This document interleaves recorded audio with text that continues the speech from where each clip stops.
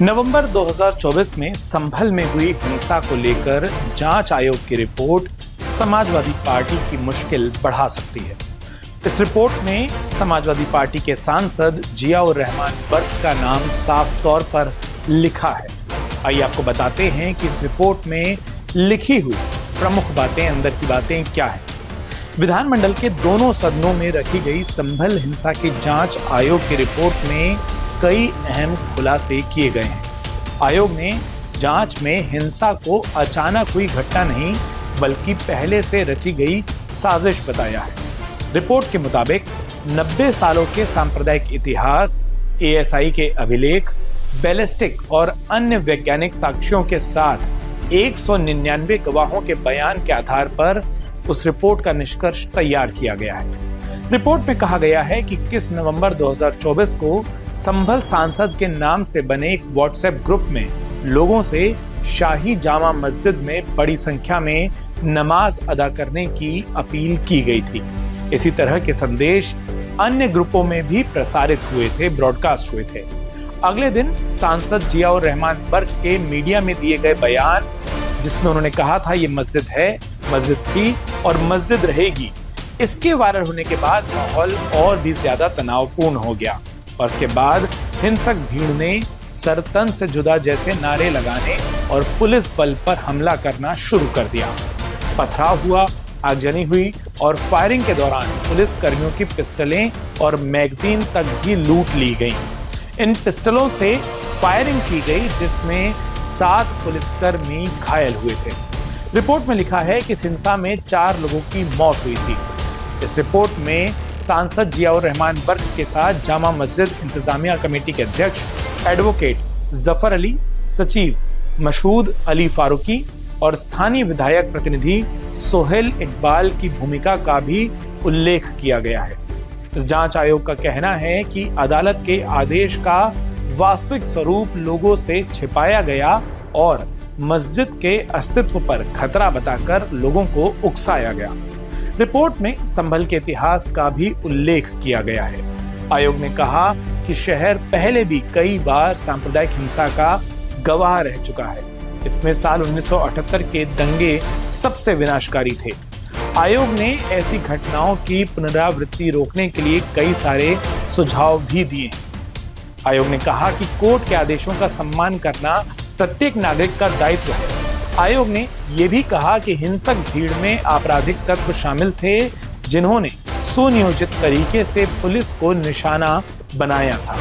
इस रिपोर्ट में पुलिस और जिला प्रशासन की कार्रवाई को परिस्थितियों के अनुरूप बताते हुए लिखा गया है कि संयमित एवं प्रभावी कार्रवाई के कारण भीड़ हिंदू बाहुल्य इलाकों तक नहीं पहुंच सकी, जिससे संभावित बड़े सांप्रदायिक दंगे को टालने में सफलता मिली। इस पूरी रिपोर्ट में आयोग ने कई सिफारिशें भी की हैं, जिनमें से जो प्रमुख सिफारिशें हैं वो आपको बताते हैं। आयोग ने लिखा है कि सोशल मीडिया पर अफवाह, फर्जी वीडियो और भड़काऊ पोस्ट फैलाने वालों के खिलाफ तत्काल एफआईआर दर्ज कर गिरफ्तारी सुनिश्चित की जानी चाहिए। भड़काऊ बयान देने वाले जनप्रतिनिधियों और राजनीतिक नेताओं पर कानूनी कार्रवाई का भी उल्लेख किया गया है। एक सिफारिश ये भी है कि विवादित धार्मिक स्थलों के कोर्ट सर्वे से पहले विस्तृत खुफिया आकलन और सुरक्षा योजना तैयार की जानी चाहिए। वहीं सर्वे से पहले दोनों पक्षों के संभ्रांत नागरिकों, धर्मगुरुओं और शांति समिति के सदस्यों से संवाद स्थापित करने और सर्वे के दिन के समय ड्रोन, बॉडी कैमरे और पर्याप्त सुरक्षा बल की मौजूदगी में ही सर्वे कराए जाने की भी सिफारिश है। साथ में लिखा है कि संवेदनशील जिलों में लोकल इंटेलिजेंस यूनिट यानी कि एलआईओ को मजबूत किया जाना चाहिए और थाने स्तर पर आधुनिक दंगा रोधी उपकरण और पर्याप्त रिजर्व पुलिस बल भी उपलब्ध कराए जाने चाहिए। एक और सिफारिश में एएसआई संरक्षित स्मारकों में बिना अनुमति निर्माण या बदलाव पर तत्काल कानूनी कार्रवाई तथा जिला प्रशासन और एएसआई की संयुक्त टीम नियमित रूप से निरीक्षण कर अतिक्रमण और अवैध निर्माण रोके, ये भी कहा गया। लिखा यह भी गया कि सांप्रदायिक सौहार्द बनाए रखने के लिए नियमित शांति समिति की बैठकें और नागरिक संवाद आयोजित किए जाने चाहिए। आइए अब आपको संभल में हिंसा की पूरी टाइमलाइन बताते हैं। संभल में 19 नवंबर 2024 को हिंदू पक्ष ने जामा मस्जिद के हरिहर मंदिर होने का दावा पेश किया था। इसी दिन संभल के चंदौसी स्थित सिविल जज सीनियर डिवीजन आदित्य कुमार सिंह ने इस दावे को स्वीकृत कर लिया था।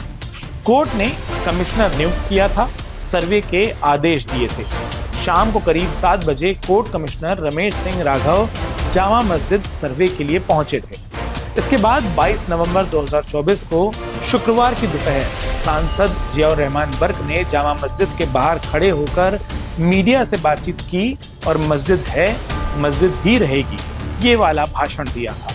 इसके बाद 24 नवंबर 2024 को सुबह 7 बजे कोर्ट कमिश्नर सर्वे के लिए पहुंचे थे, जिसके बाद ये पूरी हिंसा, ये पूरा बवाल शुरू हुआ था। अब जब इस सर्वे को लेकर जांच की रिपोर्ट सामने आ गई है, जिसमें साफ तौर पर जियाउर रहमान बर्क का नाम कई बार लिया गया है, देखना यह है कि समाजवादी पार्टी इस पूरी रिपोर्ट के बारे में क्या कुछ कहती है और भारतीय जनता पार्टी इस रिपोर्ट को क्या एक सियासी हथियार के तौर पर इस्तेमाल करती है। संभल में इस जांच रिपोर्ट के बारे में आपका क्या कुछ कहना है, हमें कमेंट बॉक्स में लिखकर जरूर बताएं। साथ में उत्तर प्रदेश की तमाम प्रमुख खबरों से जुड़े रहने के लिए अमर उजाला उत्तर प्रदेश को सब्सक्राइब करना बिल्कुल ना भूलें। अपना वक्त देने के लिए आप सभी का बहुत बहुत शुक्रिया। आपके राज्य की खबरें, आपके शहर की खबरें सबसे पहले जानने के लिए देखते रहें अमर उजाला। चैनल को सब्सक्राइब जरूर कर लें और पाएं हर अपडेट।